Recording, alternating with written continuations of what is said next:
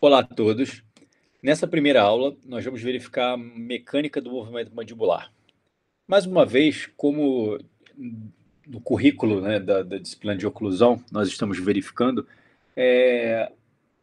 vemos a cada aula, ou a cada tópico, características ou informações diferentes e complementares acerca dos movimentos mandibulares, do estudo da oclusão. Esse é o objetivo. A cada parte, a cada semana, nós nos aprofundamos mais no estudo com essas particularidades. E na mecânica do movimento mandibular não é diferente. O objetivo aqui nessa aula é que nós visualizemos os planos do movimento da mecânica mandibular. São movimentos de estudo complexo, digamos assim. Se nós fôssemos estudá-los todos de uma vez e tentássemos visualizar toda essa mecânica de uma vez. Por isso que os livros, didaticamente, dividem em planos, para que seja de fácil compreensão e que você também possa entender e visualizar as limitações de determinado plano sagital, por exemplo, e o outro frontal seja diferente. E nós temos a possibilidade de essa compreensão, melhor dizendo, de entender o que pode ser visualizado, entendido numa visualização X e o que pode ser compreendido numa visualização Y. E todas elas se complementam de alguma forma.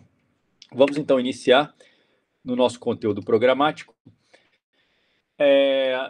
Nós vamos verificar essas visualizações dos movimentos da ATM, né, de rotação e translação do côndilo, que vocês já viram em outras aulas, e vamos verificar os movimentos bordejantes e o estudo desses planos. Como eu falei, a visualização desses planos, do que está ocorrendo quando nós estamos realizando a protrusão, lateralidade no plano bordejante sagital, horizontal, frontal, o porquê disso e como isso pode ser representado graficamente em nível de traçados, né, que eu estou me focando especificamente nisso. Então, nessa introdução, eu queria ver com vocês essa visualização dessa atividade tridimensional, da rotação e da translação. Elas sempre estão interrelacionadas, né? Para a translação ocorrer, a rotação tem que ter ocorrido, senão ele não vai chegar no movimento de translação do côndilo. Mas existem fatores e caracterizações específicas desse tipo de introdução. E para isso, nós vamos delimitar os movimentos da ATM. Primeiro, vamos ver os de rotação. Rotação é o processo de girar em torno do próprio eixo. Então, aqui, quando vocês estão vendo a figura, é esse movimento que o côndilo está aqui na cavidade glenoide, ele está exatamente só rodando, só girando no próprio eixo dele. Ainda não ocorreu a translação. Ela é caracterizada nessa abertura e fechamento bucal da parte inferior da articulação, entre as superfícies superior do côndilo e a inferior do disco articular, que é o que está demonstrado aqui. Superior do côndilo e inferior do disco articular. Exatamente o que mostrou na foto anterior, é a caracterização desse movimento de rotação. E nós vamos separar sempre em 3 planos, agora, de referência, de visualização somente, só para caracterizar horizontal, vertical, que alguns livros são chamados de vertical ou frontal, e sagital. Tudo bem? Então vamos começar nesses planos de referência no horizontal. Então tá aqui, olha, como se fosse a representação dessa barra aqui que vocês estão vendo, né, nessa porção. Plano horizontal. É um movimento de dobradiça, olha, em torno do próprio eixo, essa rotação. Olha a seta, a trajetória que ela está descrevendo aqui, né? Exatamente essa trajetória que está sendo demonstrada. É um movimento de rotação puro, os livros classificam. E os outros movimentos são classificados como acompanhados de rotação, de translação, desculpa, como lateralidade, protrusão. Aqui não, só estamos no movimento de abrir e fechar até determinado ponto, né, que é essa dobradiça, que é esse terminal de rotação. E estamos aqui nessa representação dessa barra, que seria o eixo horizontal de rotação. Seguindo, agora o eixo frontal de rotação, outra visualização. Nesse eixo frontal de rotação, vocês estão vendo que a barra está nesse sentido, olha, a visualização. Ou seja, o movimento de rotação está ocorrendo, olha, nesse sentido aqui da seta, tá? Nessa porção. Opa, desculpa. O movimento anterior do côndilo para fora da posição terminal de rotação. Ele não vai ocorrer de modo natural, devido à inclinação da eminência articular. Vocês estão vendo que está ocorrendo um movimento da mandíbula, olha, como se fosse uma rotação para a direita dela, e esse côndilo aqui, olha, está realizando esse movimento de rotação nesse eixo frontal de rotação que vocês estão vendo. Mas não ocorre de modo natural que ele está caracterizando, tá? Nessa parte. Devido exatamente a essa inclinação da eminência articular. Eu tenho que caracterizar, é um movimento que eu tenho que induzir, né? Eu tenho que fazer força, músculo, ligamento, para que você consiga realizar essa rotação nesse eixo frontal de rotação. Mais uma vez, é só uma representação. Agora, o eixo sagital de rotação. Né? Como se estivesse vendo no plano sagital, a representação já seria com a barra nesse sentido, como se estivesse vendo de lado aqui, que vocês estão vendo. E olha, a rotação estaria ocorrendo nesse sentido aqui, olha, a seta, tá? Essa seria a rotação. O movimento para baixo do côndilo, enquanto o outro permanece na posição terminal de rotação. Não ocorre de modo natural em virtude dos ligamentos e musculatura da TM. Por quê? É como se esse movimento aqui, o côndilo, ele está em eixo terminal de rotação, mas ó, a rotação dele está acontecendo nesse sentido, tá? Nesse eixo sagital de rotação que vocês estão vendo aqui, olha, nessa porção, tá? Essa é a representação dele. E ocorre exatamente esse movimento para baixo do côndilo, enquanto o outro permanece na posição terminal de rotação. Ou seja, está caracterizando que está ocorrendo o paciente, o indivíduo, a pessoa, está realizando esse movimento mandibular, né? Ele não vai ocorrer de modo natural, ou seja, está sendo um movimento forçado, e um côndilo permanece no eixo terminal de rotação, né? Enquanto o outro ocorre um movimento para baixo dele, porque esse movimento é um movimento lateral. A mensagem que eu quero passar para vocês são só os planos e a representação desses planos aqui nessa parte. Então, o plano aqui, o eixo sagital de rotação está sendo representado por essa barra, esse sentido, como se estivesse vendo de lado. E o movimento do côndilo estaria ocorrendo nesse sentido aqui, em torno da barra, que seria essa rotação desse côndilo do lado direito. Tudo bem? Seguindo, agora os movimentos de translação.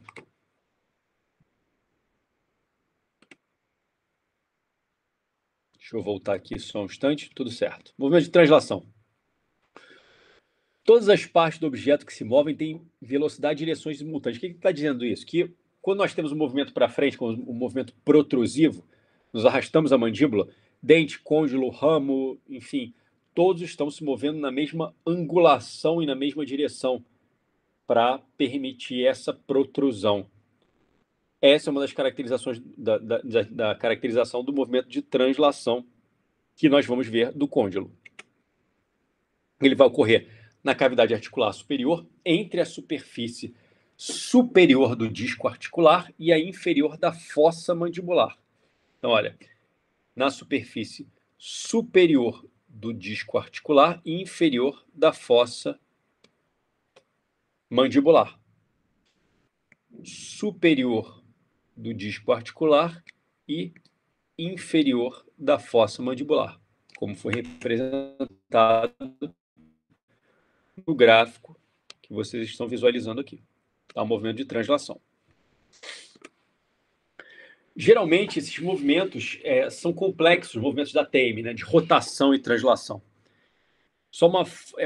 É de difícil visualização, caracterização. É por isso que esse tópico da matéria tenta dividir esses movimentos em planos de referência para facilitar essa visualização e o que está ocorrendo. E é o que nós vamos ver a partir de agora, nesses movimentos bordejantes. Esse tipo de caracterização por planos. Né?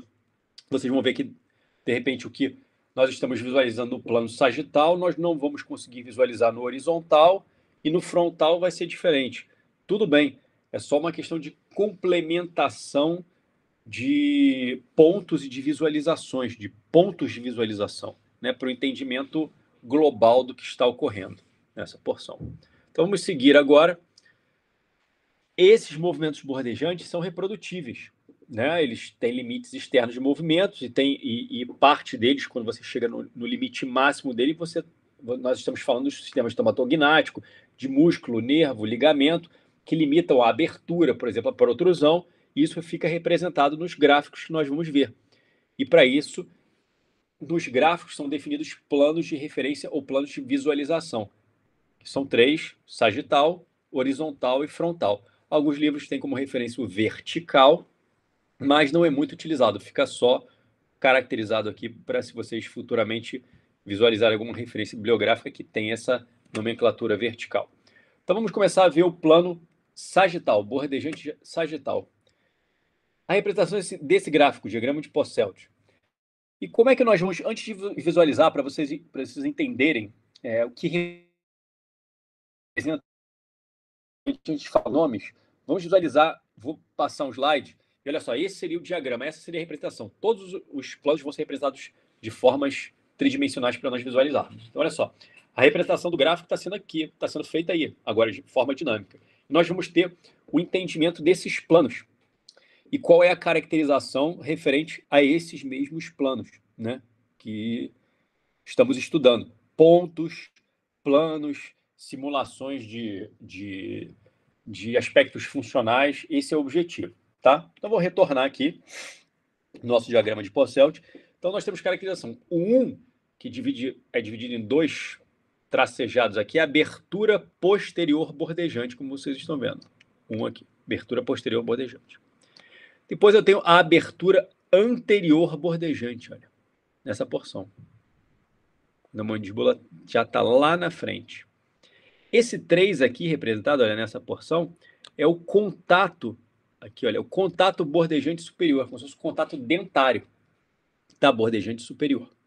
E o 4, essa gota, que poderia variar, isso aqui é só uma simulação do tamanho da gota, poderia ter esse tamanho, poderia ter esse tamanho, não importa, é só a simulação de um possível movimento funcional mandibular. Tá? Essa é a caracterização. Então, temos esses 4 pontos. Abertura posterior bordejante, o 1. Abertura anterior bordejante, o 2. Contato bordejante superior, o 3. E movimento funcional, o 4. Seguindo, vamos ver agora a representação disso. Como esses vídeos são de outra fonte bibliográfica e não é em português, vocês vão ver que tem outros acrônimos, né? Outras siglas e outras nomenclaturas. Nós vamos nos ater ao que está representado no slide e que é referenciado bibliograficamente para nós na disciplina. Tudo bem?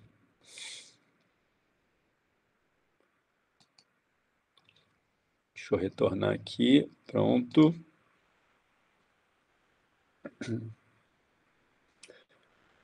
Essa é a máxima abertura, mas a abertura, as 2 partes da abertura posterior bordejante que vocês estão vendo, nosso ponto oclusal, abertura anterior bordejante, ó, posterior, nosso ponto, abertura anterior bordejante. Tudo bem? Nesse gráfico aí, o movimento funcional não está representado, aquela gota, né? Mas fica claro o entendimento do plano, né, sagital, e esse diagrama de Posselt, como ele está referenciando esses planos, plano anterior, posterior, e o porquê da representação gráfica, que a mandíbula está indo em protrusão até aquela porção. Então, vamos entender agora no gráfico como ele é gerado, tá, nessa porção. O intuito aqui é exatamente esse. Então, aqui tem a foto do livro. Vocês estão vendo? Olha, sempre vai ter essa porção aqui, que é o início do gráfico, e a correlação com o movimento mandibular que está ocorrendo aqui, e por que ele está sendo gerado. Então, o movimento de dobradiça tem 2 estágios de posterior bordejante. A primeira fase que vocês estão vendo aqui nessa porção, né, o côndilo parte de RC, exerce um movimento de rotação pura, de 20 a 25 milímetros de abertura, que são caracterizados, é uma média caracterizada em livros, desculpa, que é esse movimento, essa primeira fase da abertura posterior bordejante. Tá? Seguindo, agora a segunda fase da abertura posterior bordejante. Ligamentos temporomandibulares já estão tensos, estão na máxima abertura. Já teve o início do movimento de translação do côndilo inferior. Por quê? Porque na máxima abertura a translação vai ocorrer, né? Ela tem que ocorrer aqui, senão você não vai chegar nessa máxima abertura, nessa porção. E ela é alcançada com esses ligamentos capsulares já tensos, temporomandibulares tensos, chegando no limite muscular do sistema estomatognático, tá? Nessa porção, que é o nosso limite aqui, esse limite inferior traçado aqui. Opa, desculpa.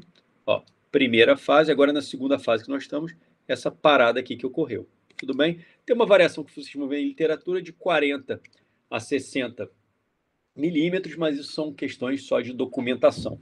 Não dá para afirmar que existe um valor X ou Y exato. Seguindo no gráfico, a abertura anterior, que pode ser pelo próprio fechamento dessa posição de máxima protrusão ou o retorno à posição inicial, mas aqui no gráfico a mandíbula está voltando, vocês estão vendo, está subindo aqui nesse movimento, né, que é essa representação gráfica, desculpa, aqui, olha, que seria essa abertura, dessa porção dessa abertura anterior bordejante.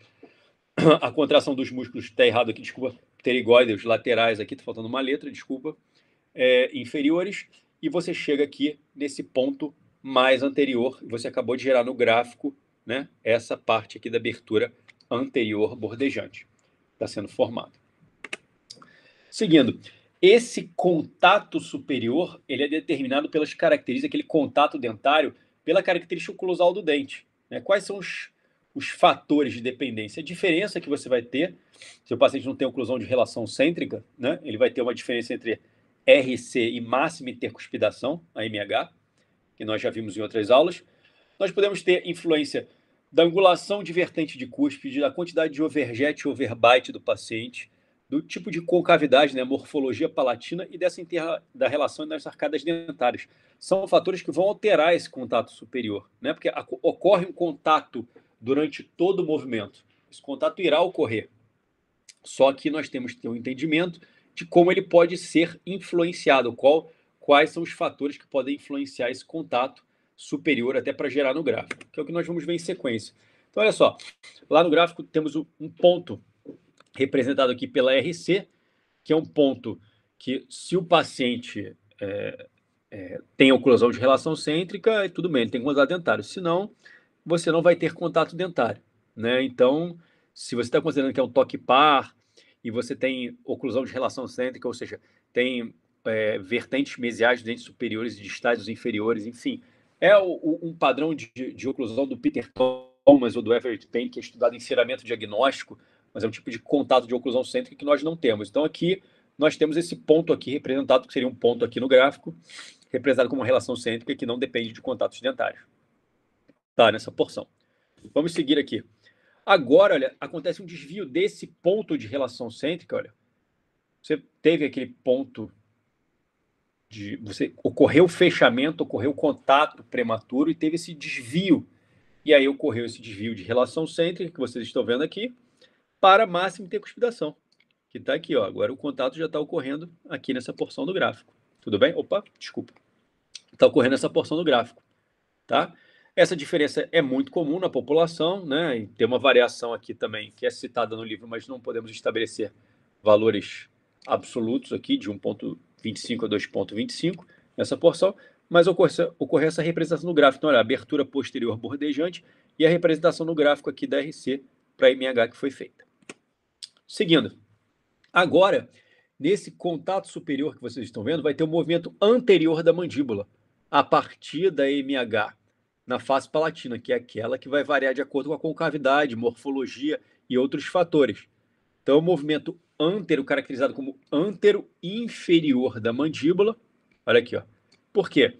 É esse movimento que está ocorrendo aqui, do contato, olha, para baixo, que é exatamente o que está ocorrendo aqui no gráfico, do contato para baixo. Exatamente esse movimento que está sendo representado aqui, que vocês estão vendo, que acabou de gerar, né, vai completar o nosso diagrama, mas ainda não terminou. Vamos seguir. Agora, nós temos a representação da relação topo a topo, que seria essa relação de topo aqui dos dentes, olha. Né? Essa representação aqui do gráfico, que é essa linha daqui. Tudo bem representado? É um movimento, tá? O traçador horizontal vai continuar até a borda incisal dos antero-inferiores ultrapassar, aqui é o limite, ó, exatamente aqui, ó, ultrapassou a incisal dos superiores, que é essa representação gráfica horizontal aqui que nós temos. E aí seguimos. Contato superior. Vai seguir um movimento em direção superior, porque não tem mais o limite agora da borda inferior dos incisivos superiores aqui, dessa borda incisal dos incisivos superiores. Então, vai ocorrer um movimento em direção superior, olha, a direção do movimento aqui, ó. É essa direção, que é exatamente essa parte do gráfico que está sendo formada. Exatamente isso. Até onde os dentes superiores, essa parte aqui, contactarem a lingual dos inferiores. E ocorreu exatamente esse tracejado aqui. Tudo bem? Dessa porção. E até qual o limite? Até o limite ligamentar, né? Dentro ligamentar do paciente. E aí, vamos para a fase final, que ela é definida pela oclusal dos posteriores até a posição de protrusão máxima muscular ligamentar. Né? Você vai ter essa representação, essa extensão dessa área que nós tivemos, essa porção superior representada aqui no gráfico, que vocês viram aqui. E essa, E essa variação dessa área para essa área. É essa representação aqui do gráfico que vocês estão vendo aqui nessa porção. Tá? Que é essa fase final, essa fase de protrusão máxima. Tudo bem? Com isso, nós fechamos o diagrama. Né? Porque você teve essa união da posição superior máxima do movimento com o movimento bordejante, o que é da abertura anterior, que é esse pontilhado aqui representado nessa porção. Nós acabamos de fechar nossa representação gráfica. Então, tivemos uma visualização desse plano bordejante sagital através do diagrama de Posselt.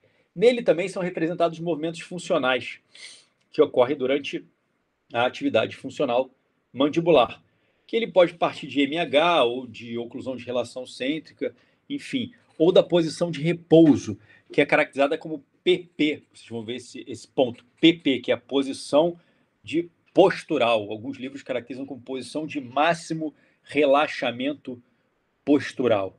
Tá? Não é uma posição de menor atividade da musculatura. É difícil caracterizar como 8 milímetros abaixo, 3 milímetros à frente, com equilíbrio entre gravidade e resistência. É uma posição postural, que o paciente está em equilíbrio, né, e está uma estimativa de 2 a 4 minutos abaixo da MH nessa porção.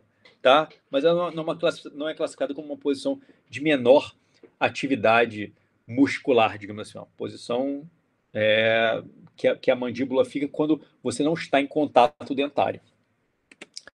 Então, seguindo, olha a representação gráfica aqui.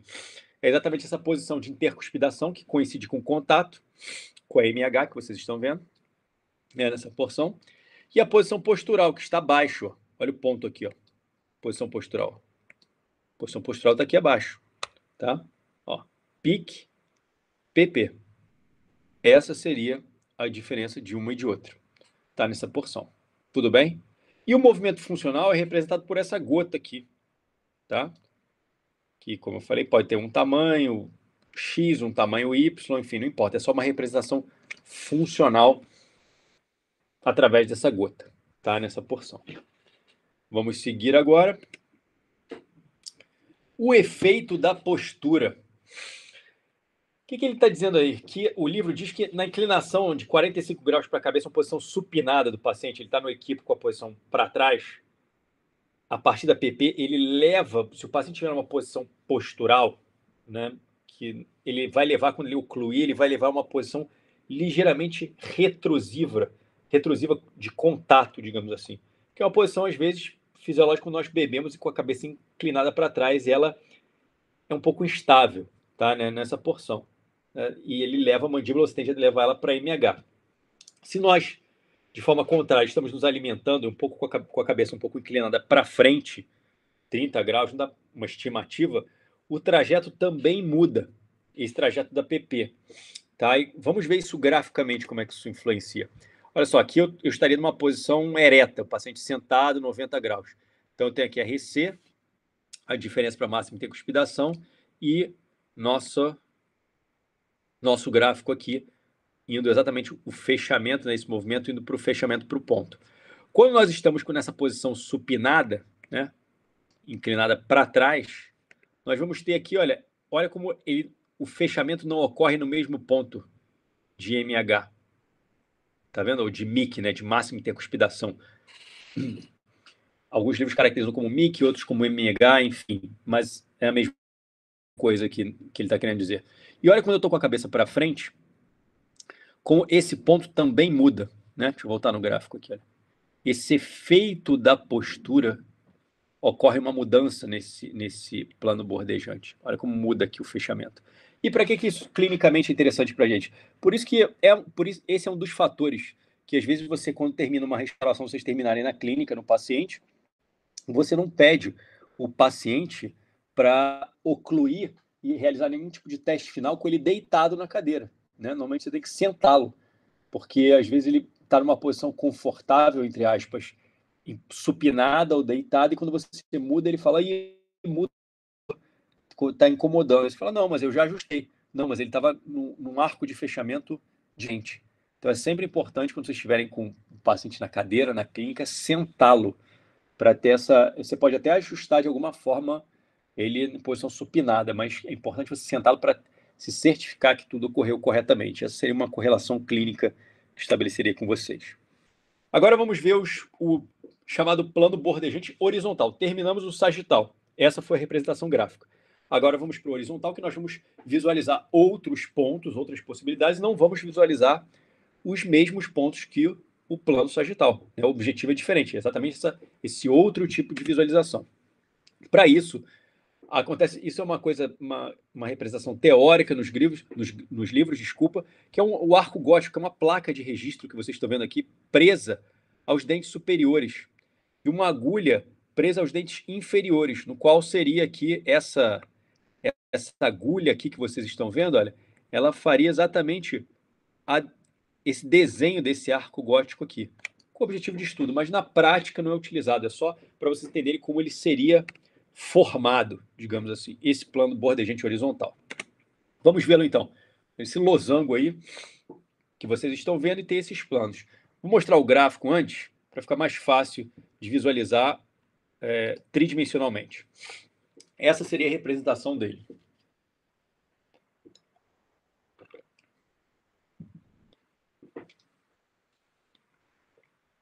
Tudo bem? Por isso que nós estamos vendo esse... Tem outros pontos envolvidos aí, mas por isso que nós estamos vendo essa representação de plano. É essa visualização horizontal que nós estamos. Não é essa sagital que ele já está mudando do plano. Tá vendo? Não é. Então vamos voltar. Com a representação aqui de pontos RC e o PIC, que seria a máxima intercuspidação, aquela discrepância que eu tenho, mas visualmente aqui é uma reta, né? Porque eu estou olhando de cima nessa porção. E aí eu tenho a borda lateral esquerda e a borda lateral esquerda continuada com protrusão, que vai ter ela para onde o quê? Na linha média aqui do paciente, tá? Também vou ter a borda lateral direita e a borda lateral direita continuada com protrusão. Qual o limite? Aqui, mais uma vez, linha média do paciente. Tudo bom? Tudo bem? É isso.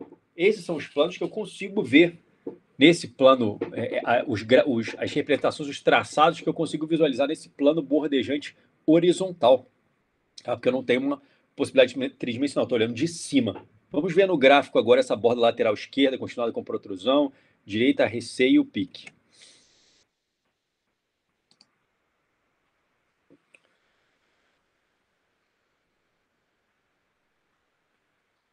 Direita, com protrusão esquerda e esquerda.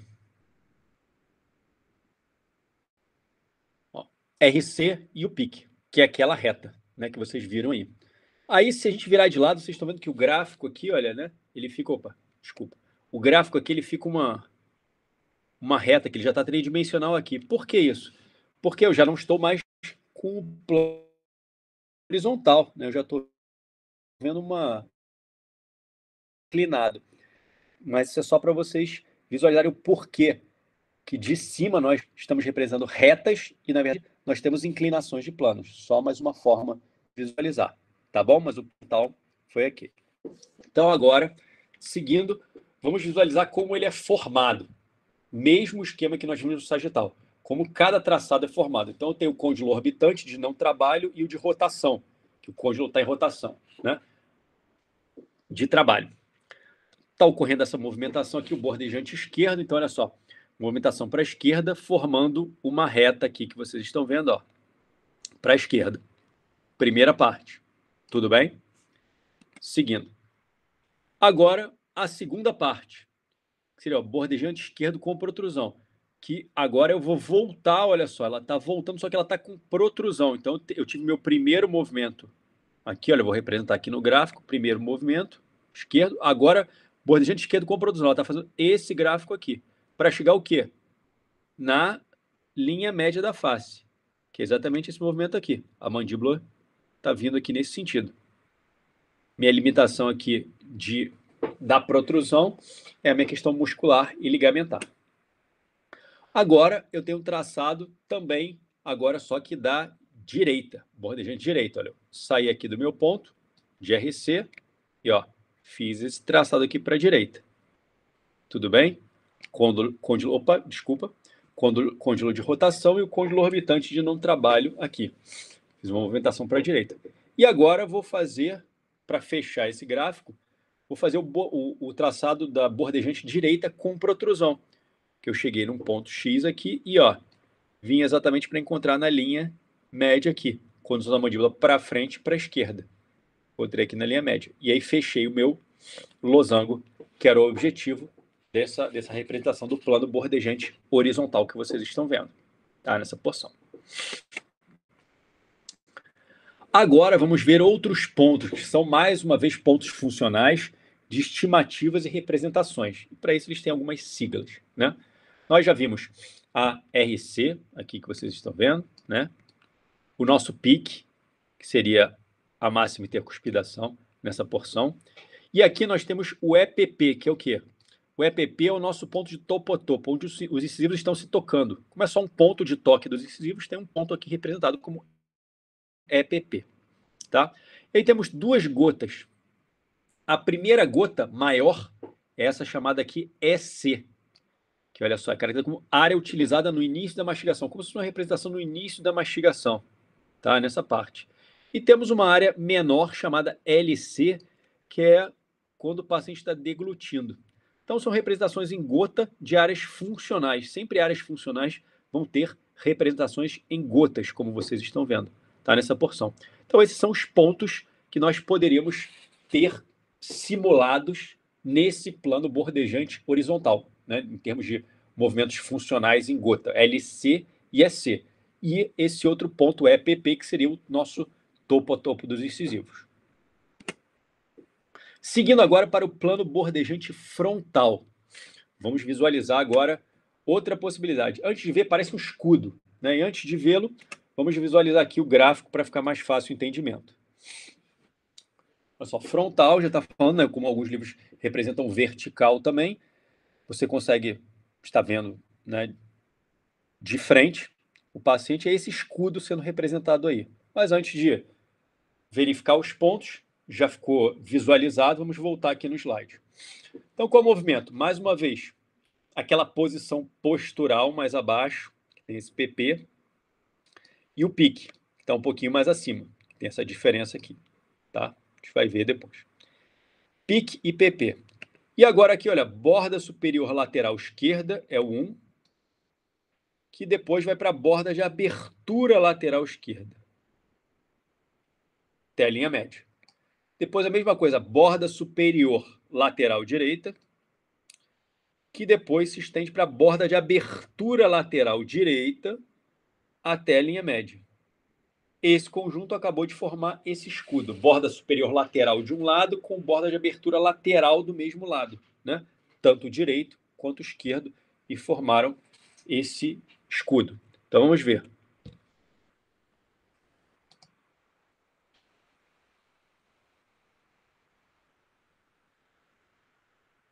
Aí a máxima abertura, tudo bem, não está no nosso gráfico. Olha, borda de abertura, né? Lateral, superior direita, esquerda agora, e aí a de abertura à esquerda. Tudo bem? Está aí nosso escudo formado. Nosso ponto representado ali estaria atrás dos incisivos, né? Que seria formado por aquela mini reta, mas que aí os incisivos não estão com uma translucidez no gráfico, então não consegue ser identificado, que seria aquele ponto ali de pique, como eu falei para vocês, né? De pique para PP, tá? Que é do ponto da intercuspidação para a posição postural. Tudo bem? Então vamos seguir. Agora vamos também ver como esse traçado seria formado desse plano bordejante frontal. Então, lateral superior esquerdo. Movimento lateral esquerdo, a parte de MH, né? Está ali, então, olha, o traçado côncavo. Vocês estão vendo aqui, está sendo formado aqui. Primeira parte do escudo, com essa extensão máxima determinada pelo ligamento da articulação rotacionada. Está sofrendo a rotação. E aí, depois disso, desse movimento aqui que foi feito, chegou no máximo da articulação rotacionada, nós vamos para, olha, o lateral superior direito. Opa, desculpa aqui, ó. Desculpa, tinha passado. Para o de abertura. Então, olha, voltando, só voltar. Primeiro, o lateral superior esquerdo, nós vimos, né? E agora, olha, o lateral esquerdo de abertura. Quando tem abertura total, olha, e vai até a linha média. Formou a primeira parte do escudo, que é esse deslize dessa mandíbula para a linha mediana da face. Tá? Agora vamos para o próximo, que seria o quê? O lateral superior direito. Mesmo movimento, igual ao inicial, só que para a direita, a partir de MH. E depois, concomitantemente, vamos fazer... Concomitantemente não. Logo após, vamos realizar a abertura dessa bordejante superior esquerda para a linha média da face. Acabamos de formar o nosso escudo aqui que está representado. Tá? Esse é o objetivo desses planos. E aí o movimento funcional, como é que ele fica representado, aquele movimento de gota? Também com outro tipo de gota. Ele é caracterizado como um movimento de mastigação, que ele vai ter início na máxima intercuspidação habitual e ele é cíclico, vocês estão vendo pela seta aqui, né? A seta descreve esse movimento cíclico aqui dele, nesse sentido, como se fosse um lado de mastigação e elevação. Somente essa representação que vocês estão vendo aqui. Tá? Esse é o objetivo dessa gota, dessa representação no plano bordejante funcional. A gente não tem mais de uma gota, como nós vimos no horizontal, né? Só essa gota única. Tá bom? Nessa porção. E qual o objetivo de nós vermos, entendermos todos esses três planos? Que todos eles, na verdade, se constituem num envelope, num movimento conjunto. Esses movimentos formariam uma pecinha, como essa que vocês estão vendo tridimensional aí. Se eu fizesse todos esses gráficos no paciente, eu teria uma pecinha tridimensional com essa representação pronta, que seria a representação dos planos. E nós utilizamos somente o quê? Para o estudo e compreensão de como esse gráfico é formado e por que ele tem essas inclinações. Esse é o objetivo dessa aula, ter essa combinação desses planos, para ter esse entendimento de que é uma coisa única, só são o quê? Perspectivas de visualizações de planos diferentes. Então tem uma perspectiva frontal, tem uma perspectiva sagital, tem uma perspectiva horizontal, e esses movimentos e pontos de referência formam esse escudo. Vocês estão vendo que nesses planos, por mais que tenham nomes diferentes, aí não tem nenhum movimento funcional em gota sendo representado, né? Porque tem uma variação.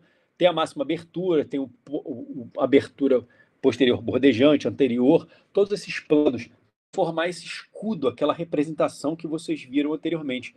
Esse é o objetivo do estudo da mecânica dos movimentos mandibulares. E o que nós queremos que vocês entendam são esses planos, né? Os nomes dos planos. Se eu falar em plano sagital, colocar um gráfico para você, que você saiba entender, saiba o que significa aquela trajetória no gráfico. Isso que nós queremos que vocês entendam os pontos de referência para o estudo da matéria. Né? O nosso intuito é esse aqui na disciplina, para que quando eu divida, fale em determinado plano, você saiba o tipo de movimento que vai ocorrer e saiba classificar. Ah, vai ocorrer um ponto assim, o movimento está assim, ou pedir para você desenhar ou reconhecer num gráfico um ponto, você saiba o que representa aquele ponto ou aquele nome, só por conta de segmentação, porque se a gente fosse considerar tudo isso num estudo único sem dividir por planos, ia ser muito complexo e confuso.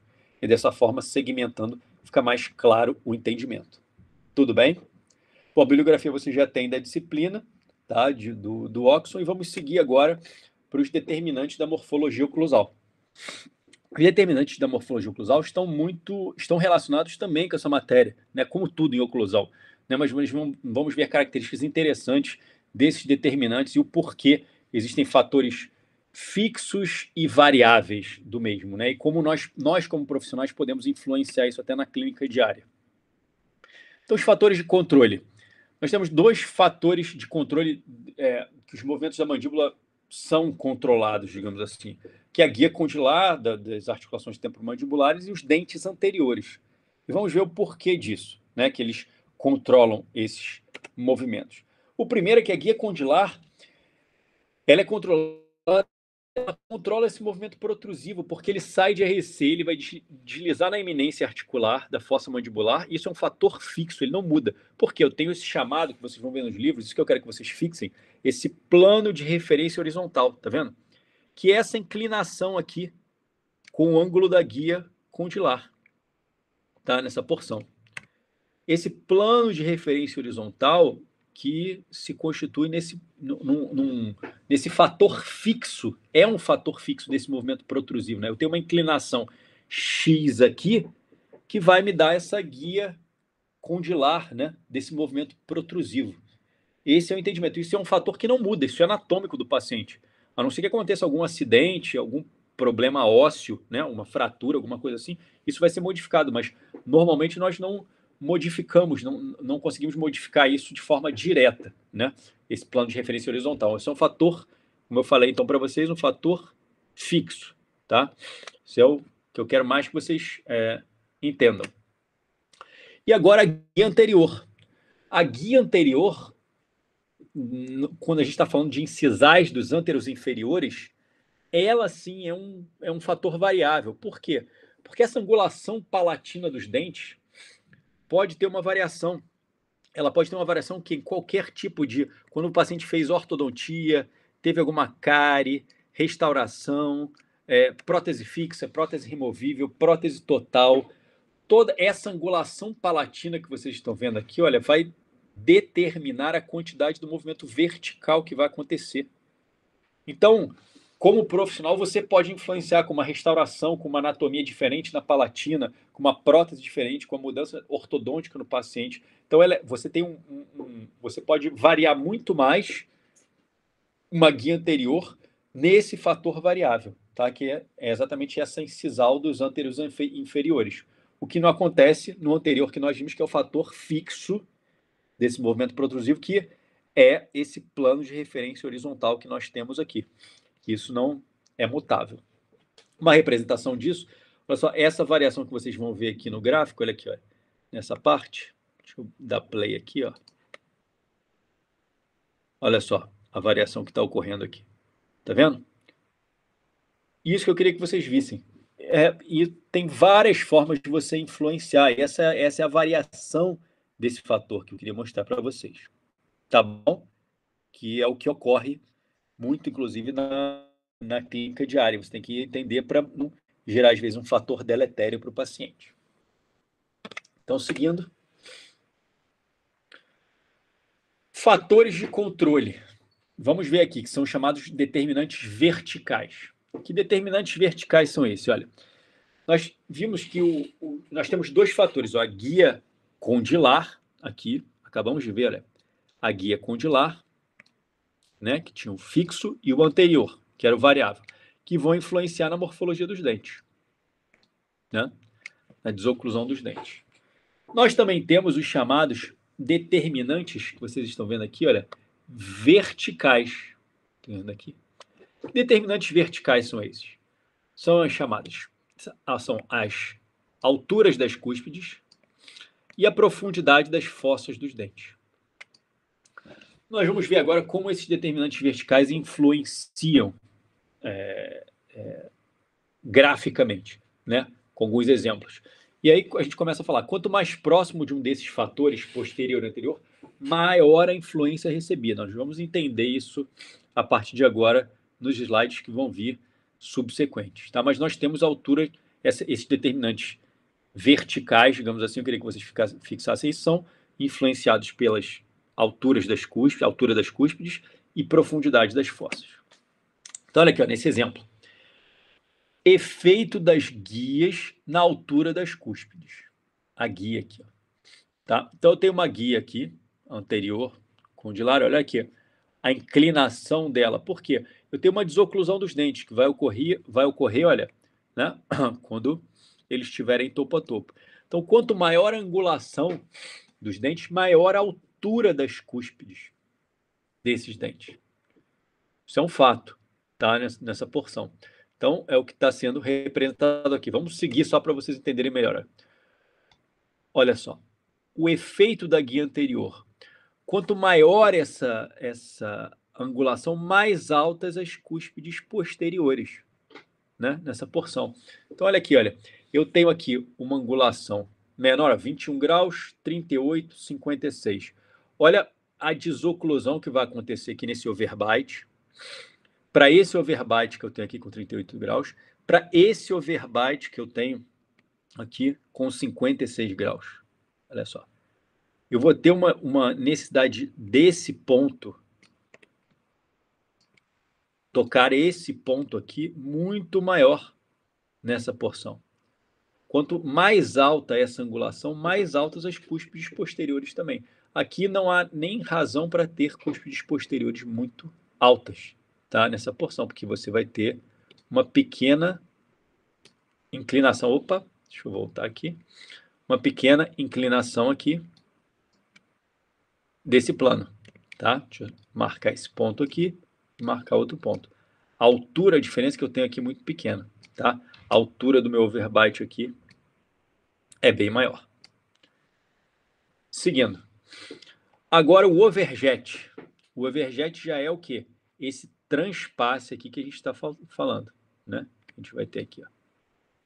Ele é inversamente proporcional à altura das cúspides. Quanto menor o ângulo, maior o overjet.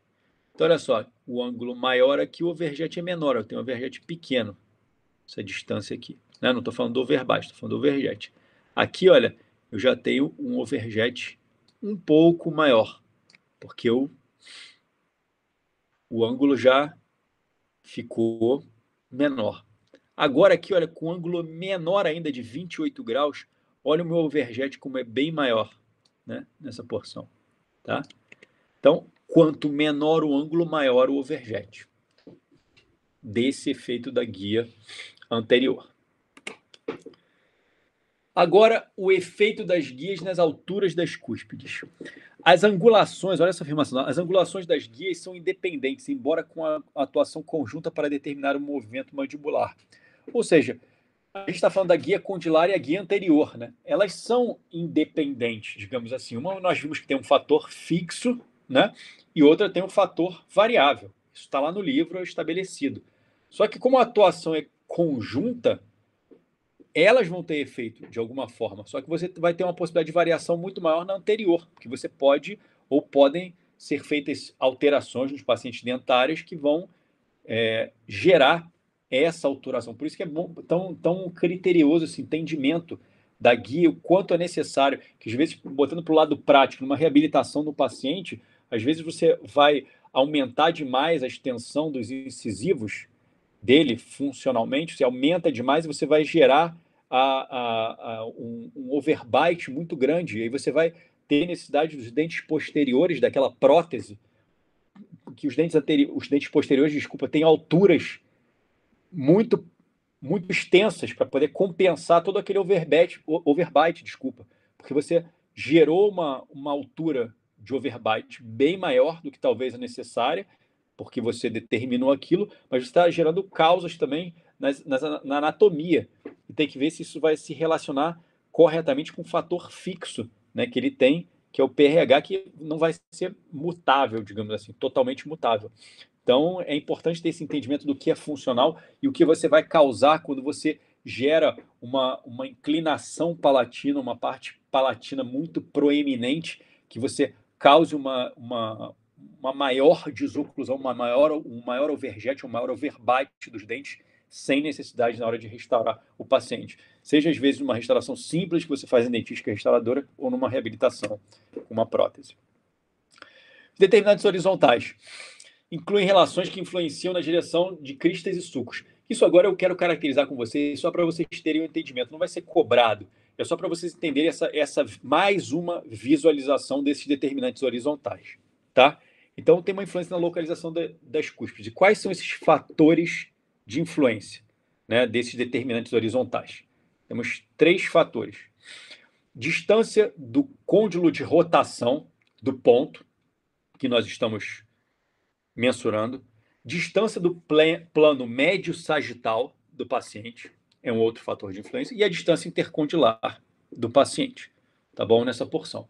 Esses são os fatores que vão influenciar nessa relação da direção de crista e sulco, na localização das cúspides e na altura, né? Vocês vão ver alguns livros caracterizando como cúspides de escape e tudo mais. E eu, na verdade, não vou cobrar isso de vocês, eu só quero que vocês entendam como seria a formação desse gráfico e por que essa angulação aumentaria e diminuiria. Só isso, é esse entendimento que eu queria desses determinantes horizontais. Então, olha só. Eu tenho a distância do côndilo de rotação que vocês estão vendo aqui. Então, a afirmação, olha, quanto maior a distância entre o dente, tá aqui o dente, e o côndilo de rotação, tá aqui, ó, maior o ângulo entre os trajetos laterotrusivo e médio-trusivo. Esse ângulo daqui, ó, maior esse ângulo daqui. Opa, vou mudar aqui, pronto. Maior esse ângulo daqui. Ó. Tudo bem? É isso que ele está dizendo. Então, olha só. Maior a distância entre o côndilo rotação e o ângulo entre trajeto laterotrusivo B, que vocês estão vendo aqui, médio-trusivo A. Está aqui. Olha só como a distância, que eu tenho um ponto aqui com uma distância, ele tem uma determinada angulação, tudo bem? Opa, desculpa. E aqui, com uma distância maior, olha como o ângulo aumenta nessa porção. Tá vendo? É exatamente isso que ele quer dizer. Quanto maior essa distância, maior esse ângulo desses trajetos que vão ter entre as cúspides. Considerando, claro, o movimento aí é uma representação, um desenho do movimento mandibular para a esquerda, tá? Que estaria ocorrendo. Então, essa seria a representação. Vamos ver outra situação. Agora, a distância do plano médio sagital, tá? Nessa porção. Distância do plano médio sagital, afirmação. Quanto maior a distância do dente, aí tem 3 posições dentárias aqui, né? Mais próximas ou afastada, ao plano médio sagital, que vocês estão vendo, maior o ângulo entre esses trajetos médio-trusivo, né? Que é o A, aqui nessa porção, ó, e laterotrusivo, o B. Então, quanto maior a distância, maior o ângulo. Esse ângulo aqui é maior, tá, do que esse ângulo. Tudo bem? Opa, desculpa mais uma vez. Deixa eu voltar aqui. Pronto. Esse ângulo é maior, né, quanto maior essa distância, do que esse ângulo do dente que está aqui mais próximo. Isso tudo está sendo explicado aqui, justamente também considerando o movimento para a esquerda. Por quê? Isso vai ter influência naquela altura. Deixa eu voltar no slide aqui para vocês, olha. E direção das cristas e sulcos, para que esse movimento possa ocorrer e possa ter esse chamado de sulcos, possam ter as cristas, possam propiciar o escoamento das cúspides nesses sulcos quando o movimento está ocorrendo, tá? Mais uma vez, não vou cobrar isso de vocês, só quero que vocês visualizem. Para visualizar, olha, acho que vai ficar mais fácil colocar aqui esse gráfico. Olha só, vão ter pontos aí que vocês vão ver protrusivos e retrusivos que nós nem estamos falando aqui, tá? Nós só falamos de laterotrusivos e médio-trusivos, mas o objetivo é que vocês visualizem exatamente essa questão desse determinante. Então, olha só.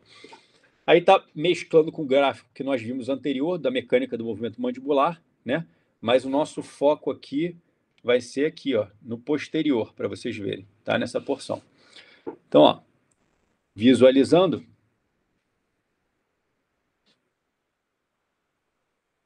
Olha só a formação do gráfico, ele está dando custos de trabalho, enfim, não trabalho, né? Trabalho superior, trabalho superior, né?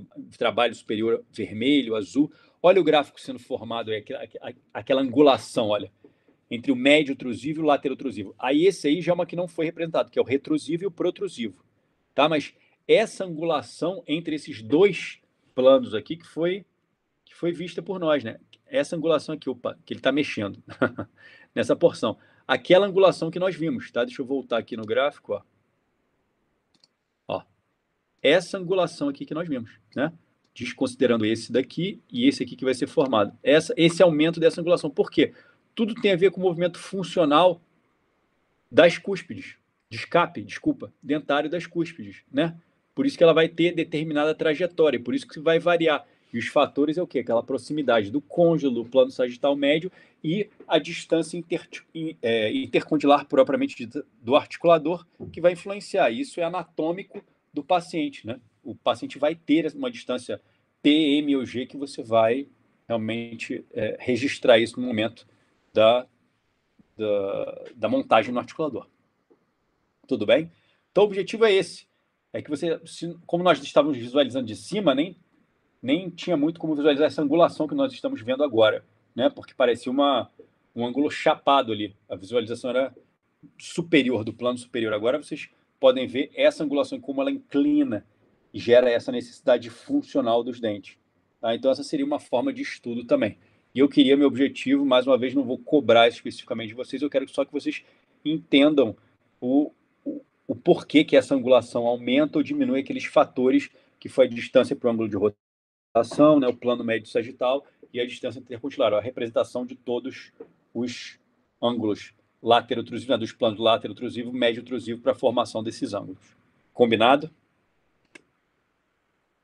Seguindo, então, a bibliografia é a mesma do Oxon, essa parte determinante, vocês vão encontrar alguns detalhes lá, mas é uma parte bem restrita da matéria, bem limitada, bem delimitada, digamos assim, que é exatamente essa compreensão desses fatores que influenciam essa dinâmica de desoclusão, guias, tá, que nós temos como visualizar e identificar com o estudo da matéria. Até uma próxima oportunidade, uma próxima aula.